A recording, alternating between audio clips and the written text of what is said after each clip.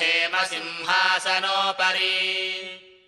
आसीनमम्बुदश्याममायताक्षमलङ्कृतम्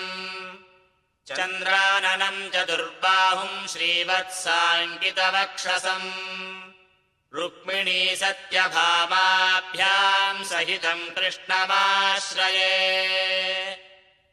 श्रीकृष्णः कमलानाथो वासुदेवः सनातनः वसुदेवात्मजः पुण्यो लीलामानुषविग्रहः श्रीवत्सकौस्तुभधरो यशोदावत्सलो हरिः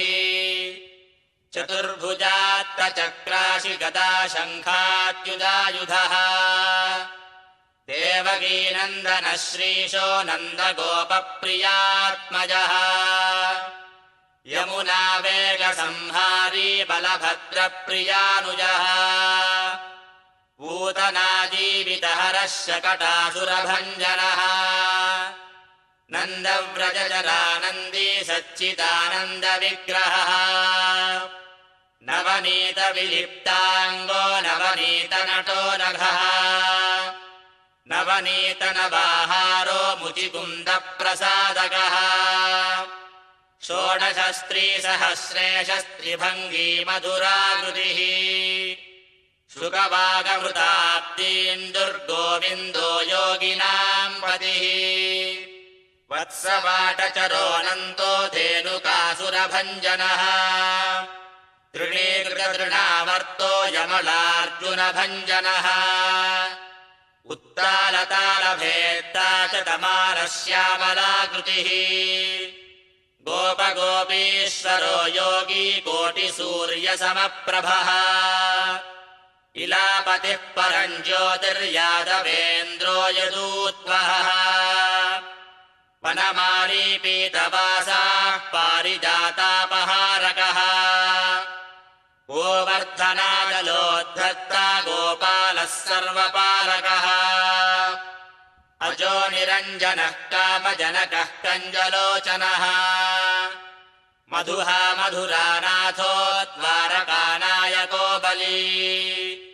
वृन्दावनान्तसञ्चारी तुलसीदामभूषणः शमन्तकमणेर्हर्ता नरनारायणात्मकः कुब्जाकृष्टाम्बरधरो मायी परमपूरुषः मुष्टिकासुरचाणूरमल्लयुद्धविशारदः संसारवैरीकंसारिर्मुरारिर्नरकान्तकः अनादिर्ब्रह्मचारी च कृष्णाव्यसनकर्षकः शिशुपालशिरश्छेत्ता दुर्योधनकुलान्तकः विदुराक्रूरवरदो विश्वरूपप्रदर्शकः सत्यवाक् सत्यसङ्कल्पः सत्यभामारतो जयी सुभद्रा पूर्वजो विष्णुर्भीष्ममुक्तिप्रदायकः जगद्गुरुर्जगन्नाथो वेणुनादविशारदः वृषभासुरविध्वंसी बाणासुरकरान्तकः युधिष्ठिरप्रतिष्ठाता बर्हि बर्हावतंसकः पार्थसारथिरव्यक्तो गीतामृतमहोदधिः कालीयफणिमाणिक्यरञ्जितः श्रीपदाम्बुजः दामोदरो यज्ञभोक्ता दानवेन्द्रविनाशकः